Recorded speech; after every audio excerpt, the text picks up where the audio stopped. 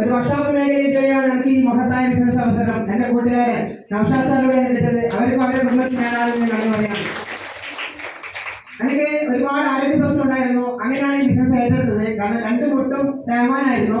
അങ്ങനെ ഒരു 5-6 മാസം ഞാൻ ഇങ്ങനെ വീട്ടിൽ കടക്കേണ്ടി വന്നു.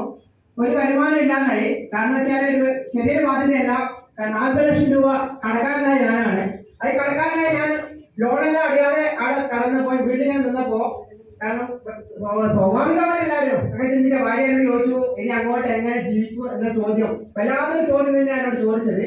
പക്ഷെ എന്തൊക്കെ വന്നപ്പോ എന്റെ ഈ പ്രൊഡക്റ്റ് കൊണ്ട് എന്റെ വീട്ടിൽ വന്നപ്പോ എന്റെ ലീഡർമാർ പറഞ്ഞതെന്ന് വെച്ചാൽ 2 പ്രൊഡക്റ്റ് ഇതൊന്ന് ഉപയോഗിച്ച് നോക്കി മുട്ടിന് വേദന മാറുന്നതാണ്. അങ്ങനെ ഞാൻ വിശ്വസിക്കുന്നില്ല. പക്ഷേ എന്താ കാരണം വെച്ചാല് ഇതിന് നെക്സൻ ക്യാപ്സൂൾ, നോവേദന ക്യാപ്സൂൾ എനിക്ക് തന്നു.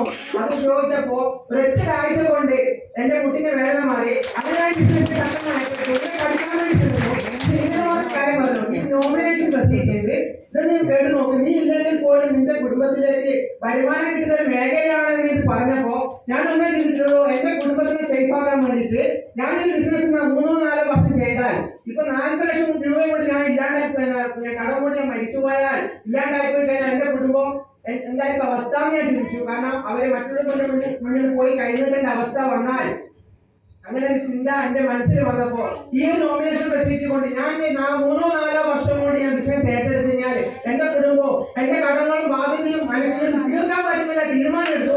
അതിനോട് ശക്തമായി ഏറ്റെടുത്തു. ഈ കഴിഞ്ഞ സ്റ്റേറ്റിംഗ് കോർഡിനേറ്റർ വെച്ചാൻ പറ്റുന്നെങ്കിൽ ഒരുപാട് ടീം കോർഡിനേറ്ററിനെ കൊണ്ട് അതേപോലെ പെർഫോമൻസ് ആയിട്ട് ഞാൻ പഠിപ്പിച്ചുകൊണ്ടാണ് ഞാൻ ഈ ഒരു റാങ്കിലേക്ക് എത്തിയിട്ടുള്ളത്. എനിക്ക് പറയാനുള്ളത് ഒന്നല്ല, ഒരു വർഷാപ്പുകാരനായി ഞാൻ ഇങ്ങനെ വന്നിവിടെ നിൽക്കുന്നുണ്ടെങ്കിൽ ഇത് ബാക്കി ഞാൻ പറയണ്ടല്ലേ, ബോഡി വലിയിട്ട് ഇല്ലാണ്ടാവണം. നിങ്ങളെപ്പോലെ ഒരുപാട് ആളുകളുടെ മുന്നിൽ സംസാരിക്കാൻ പറ്റുന്നതും അതുപോലെ തന്നെ ഒരുപാട് കുടുംബത്തിലേക്ക് വരുമാനം ഉണ്ടാക്കി കൊടുക്കാൻ പറ്റി, ഒരുപാട് കുടുംബത്തിലേക്ക് ആനന്ദം ഉണ്ടാക്കി